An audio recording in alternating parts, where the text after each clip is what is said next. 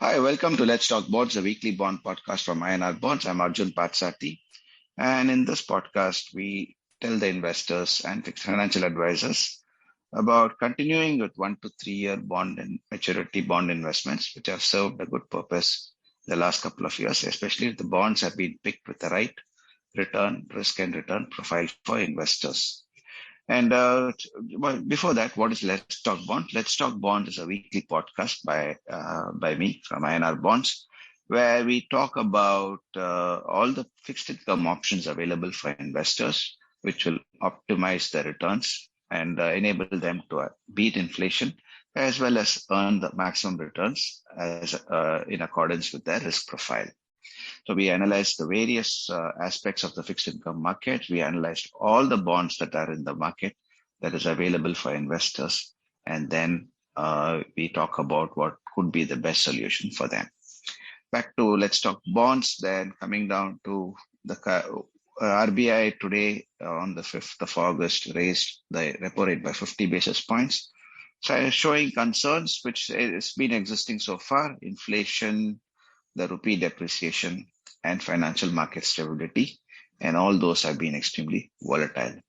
So these factors are going to continue. Too many issues facing on the global front and on the domestic front. And in this scenario, it's unlikely that rates will come down. In fact, they will go up because of the heavy government borrowing. And when they go up, the investors have to be positioned accordingly. So continuing with 1 to 3 year bonds now would serve its purpose because of the short maturities and if the bonds selected are at decent level of interest rates. Now, for example, in last week's bond podcast, we did talk about 3 year corporate bonds could be very good investment options, given that many of the 3 year corporate bond issuances are coming at closer to 8% for very good, very well rated companies.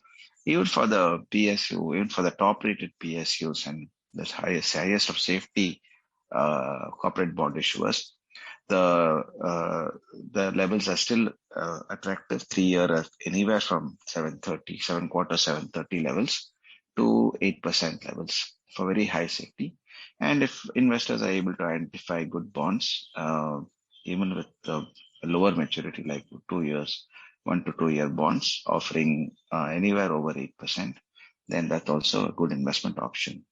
Now, it's not a good idea at this point of time to really lock into something which is 3 year plus kind of maturity, even if it provides long-term capital gains tax benefits, especially if invested through a mutual fund product or any other tax saving product, largely because of the fact that inflation expectations are still high.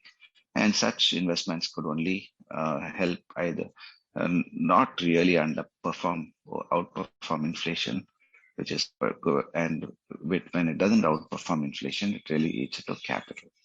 So the best strategy would be to earn the maximum return that is possible given a risk profile. So investors with a higher level of risk can choose bonds that can yield 8.5, 9 or 9.5 kind of percent levels. And investors with lower risk appetite can choose bonds between 7 to 8% levels or 7 to 8.5% levels. But again, not exceeding a 3 year maturity.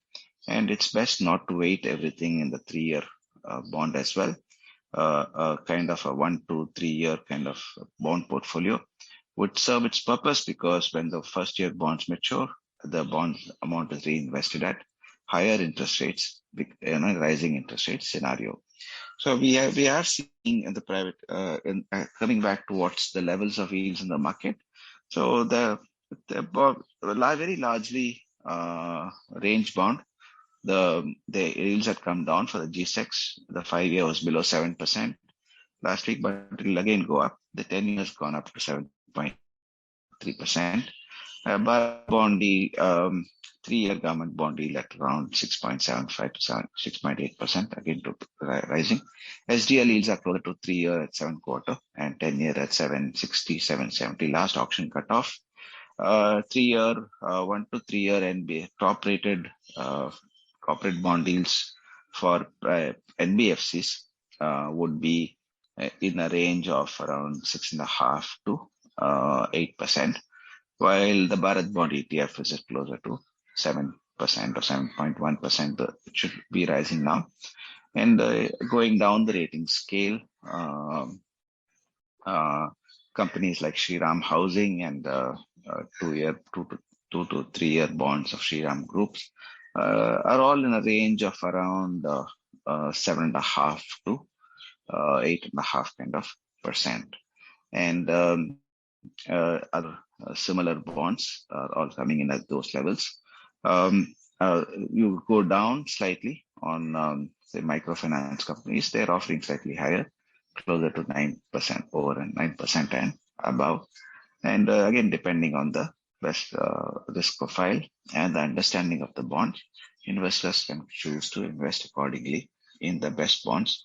But again, all in a 1 to 3 year kind of maturity profile rather than going longer than that.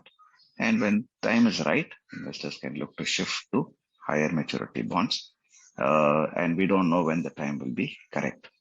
So thank you very much for listening in to Let's Talk Bonds. Do send in your comments, suggestions, questions to us. And happy to take up those suggestions next in my next podcast. And do not forget to download our app, Quick Invest by INR Bonds, for the best offers and best with most information and best investment options for the 1 to 3 year bond maturity category.